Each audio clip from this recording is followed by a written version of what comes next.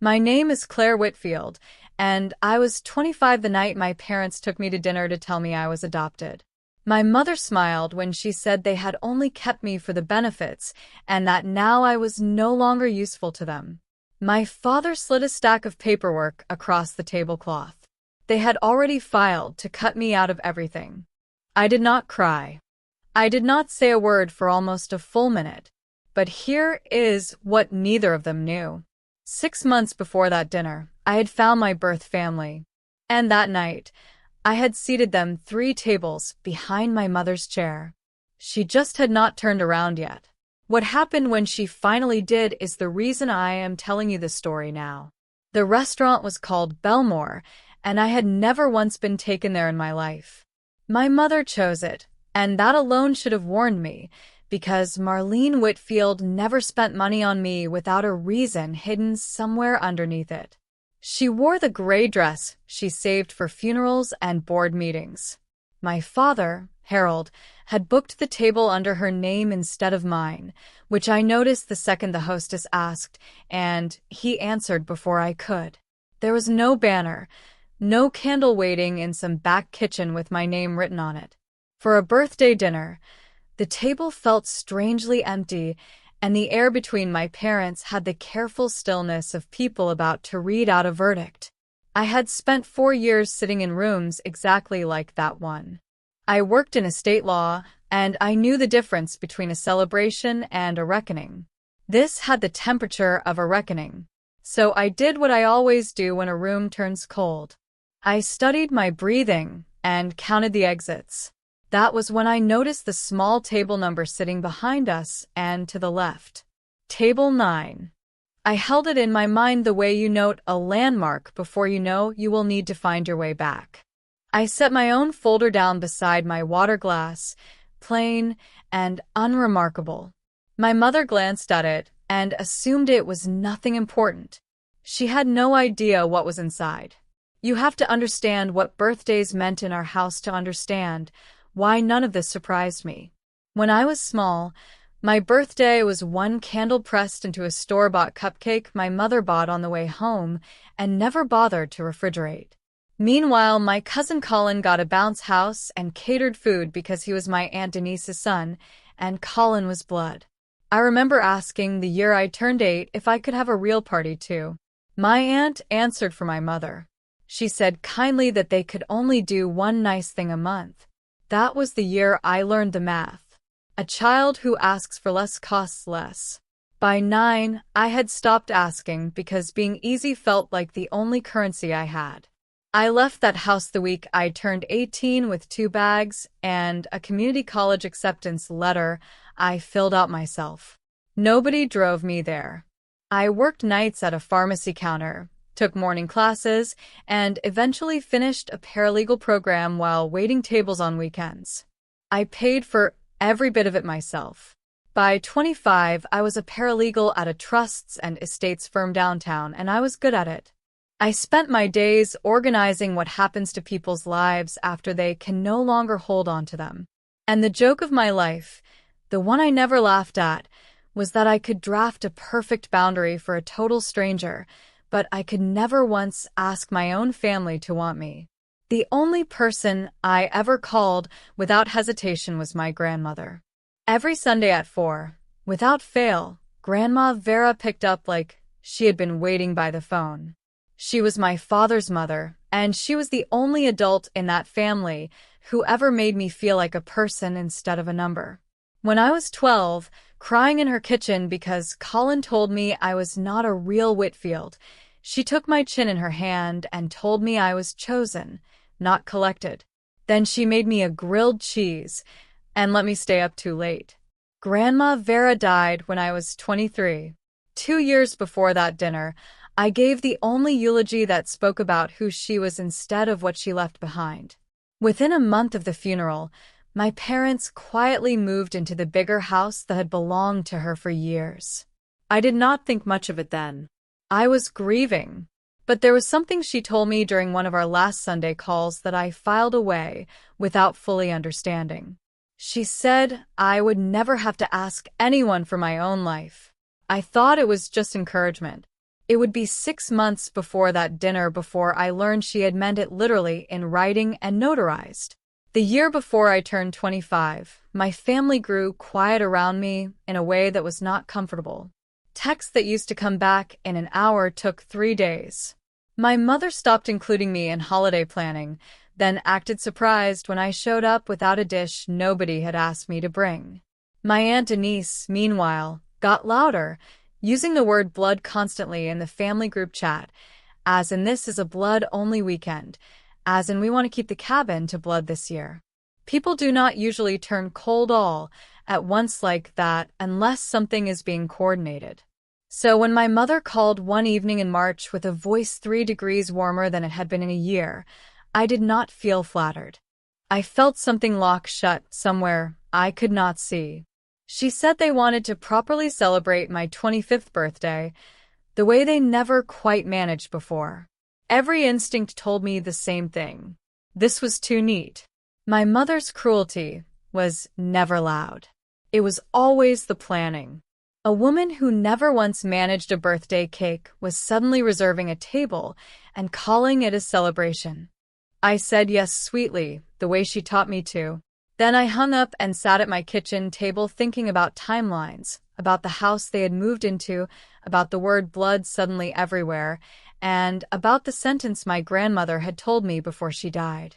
And I thought about the manila folder already sitting in my bag, the one I had built 6 months earlier for reasons that had nothing to do with my mother, and everything to do with finally knowing where I came from. I did not call to ask questions. I did not warn them. Instead, I made a few calls of my own, quiet ones, the kind you make when you have decided you will not be ambushed. I will tell you the rule my grandmother taught me without ever saying it out loud. When my mother turns sweet, someone at the table is about to lose something. I made sure this time it would not be me. People assume stories like mine are only about money. There is a will somewhere, a house, a folder slid across a table. But sitting in my car in that parking lot, engine off, hand steady, what scared me most had no dollar value attached to it. I was afraid of losing the last idea I had that I belonged anywhere. Because as cold and transactional as that house had always been, it was still the only origin story I had. If they cut that thread tonight, I would be exactly what Colin called me at 12. Not a real Whitfield, just a girl someone picked up and put down. What they did not know was that the wound had already closed. 6 months can do that if the right people find you. We ordered drinks before anyone said anything true. My mother praised the wine list. My father retold a story he had already told in the car. Then somewhere between the bread and the untouched entrees, my mother folded her hands and shifted into the voice. The same one she used the time she returned a Christmas gift in front of me and explained why it was impractical. She said they had always done their very best for me, given me a roof, an education, more than some children ever get. I let her talk while I rested my hand on the folder. My father's eyes flicked down toward the label on the tab, then away, and I let him keep wondering what it said.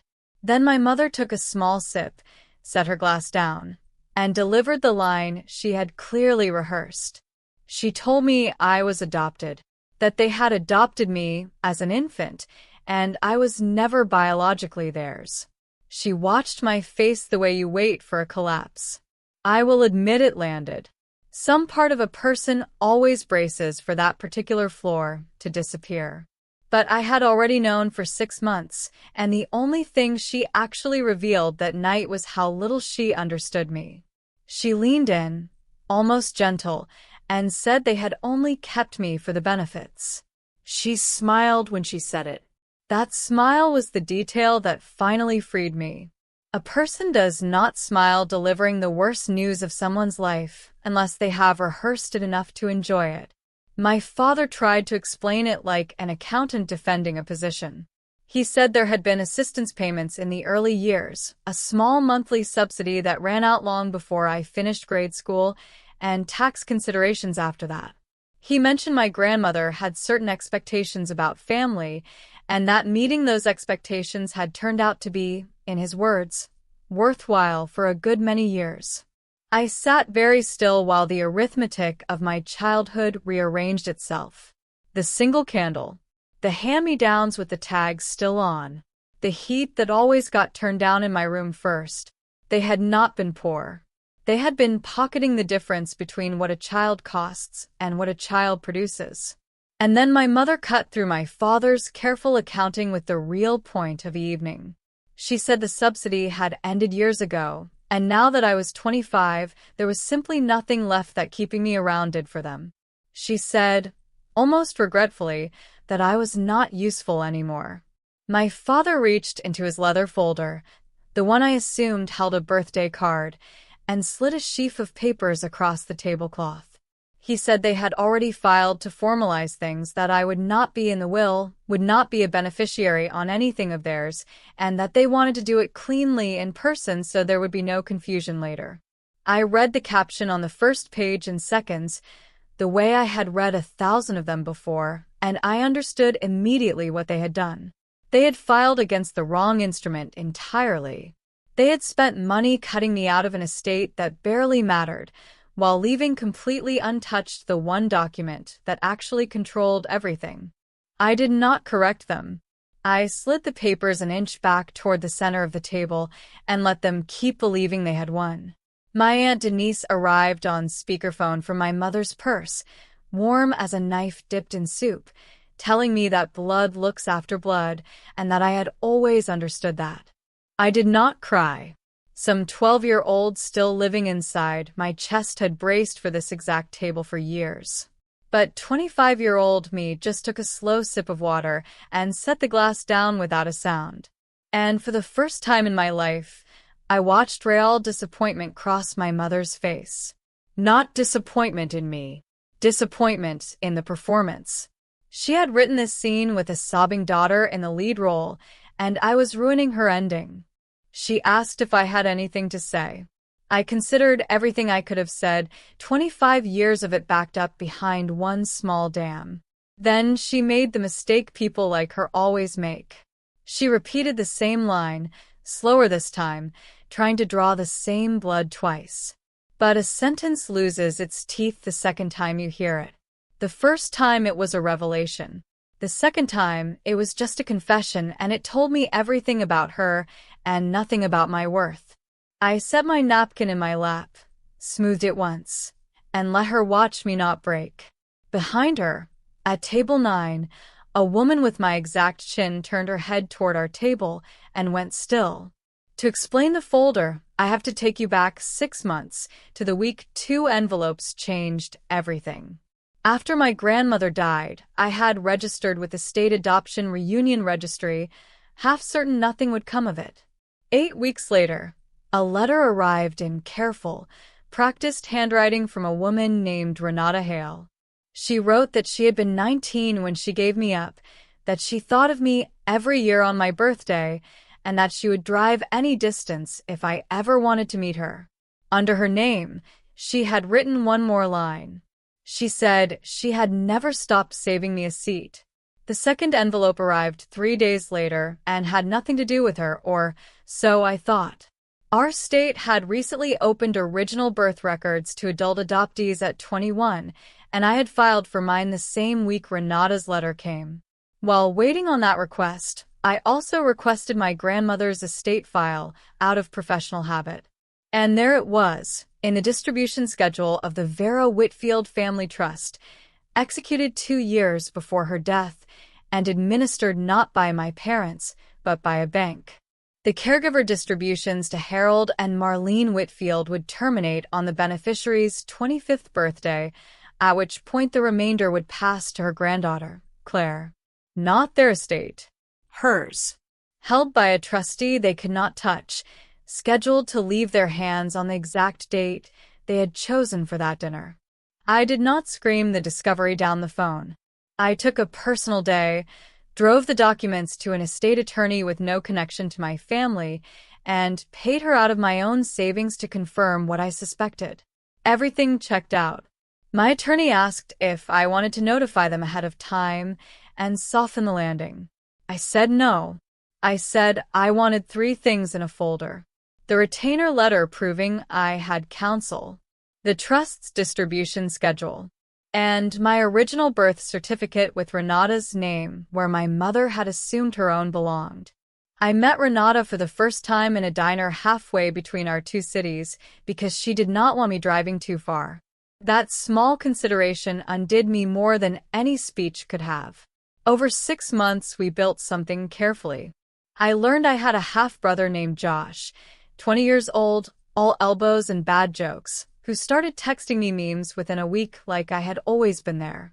I learned my birth grandmother was a small, fierce woman named Opal, who took one look at me and said, "Well, there she is," like I had simply been late rather than gone for 25 years. They never asked me for anything. No favors, no money, no role to perform. Renata told me the third time we met that they had kept a seat for me, sweetheart, and never given it to anyone else. I, who could draft a flawless beneficiary clause for strangers, sat in a vinyl booth completely unsure what to do with my own hands, because I had never once been wanted by people who got nothing out of wanting me. So when my mother called to invite me to celebrate my birthday properly, I already knew where I wanted to spend the evening. I called Renata and asked if she would come to my birthday dinner.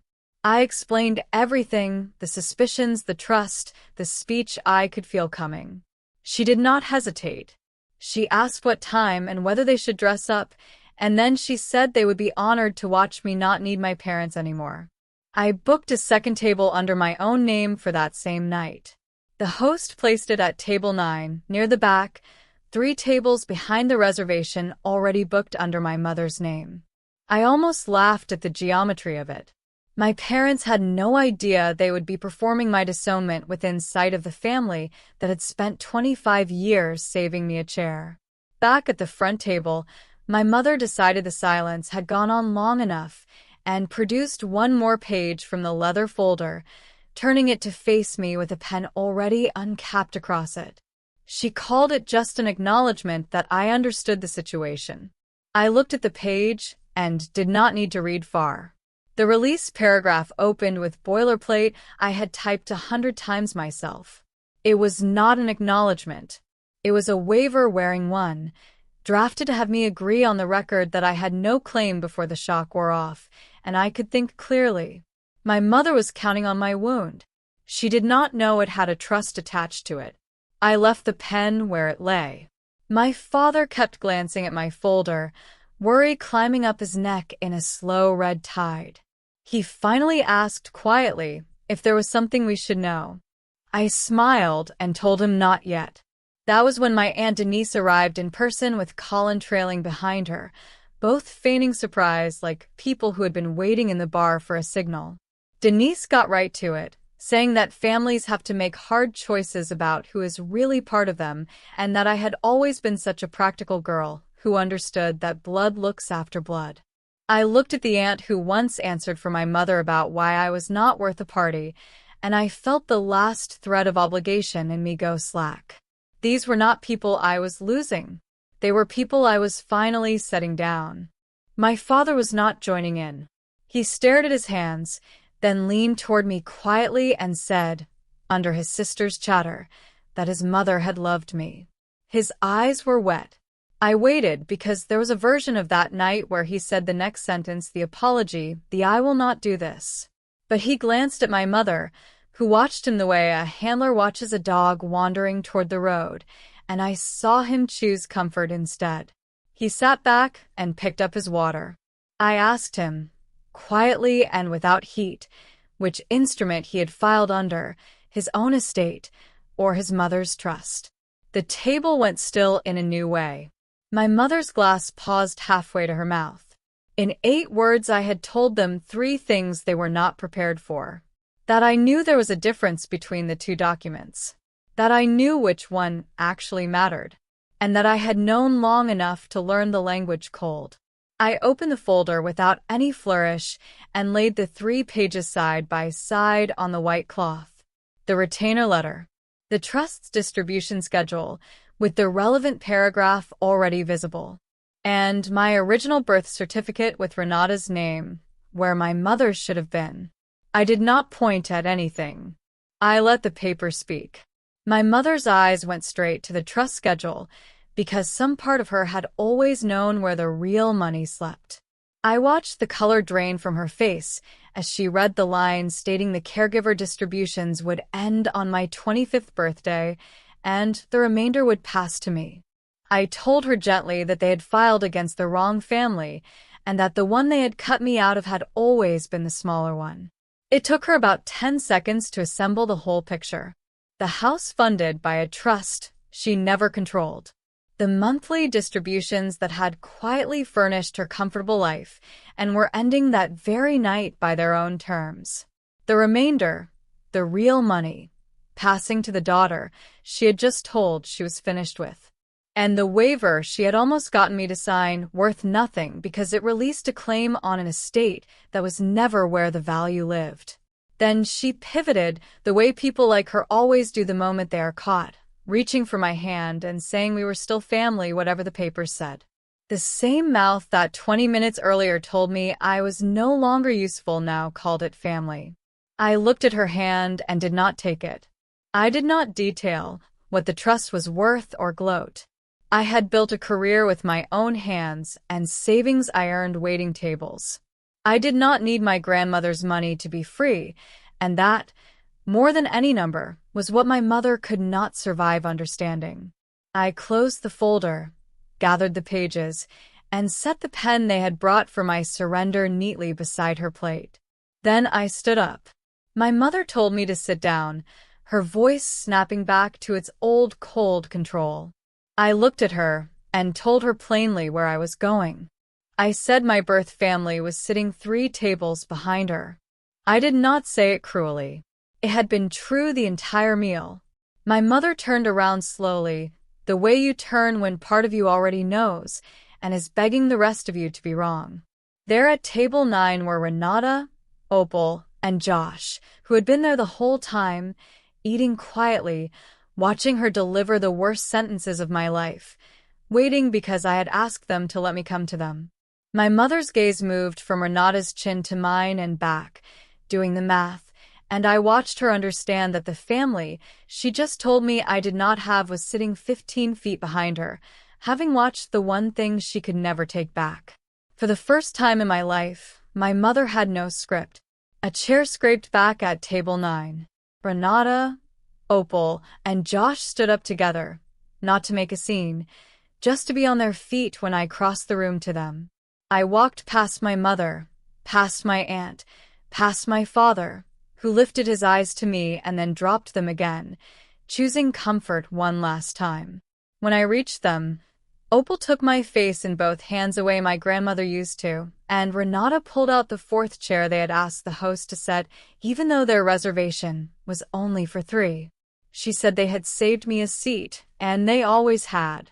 I sat down in it, the seat that had been waiting my whole life at a table that wanted me before it knew if I would ever come. That was when my mother lost her composure completely. I heard her chair scrape back, heard her voice rise across the dining room, saying after everything they paid for, the schools, the roof, the years, that I would humiliate the family in public over money. Heads turned. My aunt hissed at her to sit down, that people were looking. But my mother could not stop because the script was gone, and all that was left was the truth coming out sideways. She said they gave me everything, not loved, gave, and even cornered. That word would not come because it had never been in the inventory. I stayed seated at table 9. I did not raise my voice to match hers. Renata's hand found mine under the table, and I let my mother be loud because the loudness was doing my work for me. Every person in that restaurant was watching a calm young woman surrounded by people who clearly adored her, and a furious older woman shouting about everything she had paid for. Nobody watching that scene thought the shouting woman was the real family. Before I gave the rest of my attention to the people who actually wanted me there, I walked the 3 tables back and set a single page in front of my mother, the trust's distribution schedule, face up. I told her she could keep it and that she would want to understand exactly what had ended that night and what had not. Then I said the one sentence I had prepared in the parking lot and decided to use only if I earned it. I told her they had kept me for the benefits, but my real family had kept a seat for me. I walked back to table 9 and did not look behind me again, not when my aunt called my name, not when my mother said something I did not want to hear. Opal had ordered me a slice of chocolate cake while I was gone, with a single candle lit in it. Renata told me to blow it out and make a wish, and I realized I did not have one. I already had it. The trust did exactly what my grandmother built it to do. On my 25th birthday, the caregiver distributions to my parents ended on the exact date she had notarized 2 years before her death, and the remainder passed to me through the bank trustee, untouched by any will they tried to revise, because you cannot disinherit someone from a trust you never controlled. Within a year, my parents sold the house they could no longer afford to carry and moved into something smaller. My aunt was furious to learn that none of my grandmother's money would ever reach Colin after all. I never sued anyone. I never posted anything online. I simply stopped answering and let the silence be the only boundary that ever holds. My father texted me once, weeks later, 3 words, saying he was sorry. I never replied.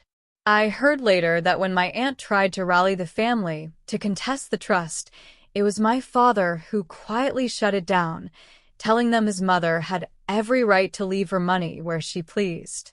He was right. He was also, as always, a year too late, saying it to the wrong room once it cost him nothing. I did not need the apology, but I was glad, in some small clean way, that he had finally said the right thing out loud, even if it changed nothing. I spent that first real birthday eating chocolate cake at table 9 with people who wanted nothing from me at all. I've spent every birthday since with them. Renata and I talk every Sunday now, at 4, the hour I used to save for my grandmother. Opal taught me to make her grilled cheese. Josh still sends memes. And somewhere in a drawer at my new family's kitchen, there is a photo album that no longer closes because it finally has enough pages in it. Being useful was all my parents ever wanted from me. Being wanted was the one thing I never had until the people who never asked me for anything found me first. It took 25 years and one terrible dinner to understand that anyone who only keeps you for the benefits has already told you, in the plainest language there is, that you were never truly their family at all.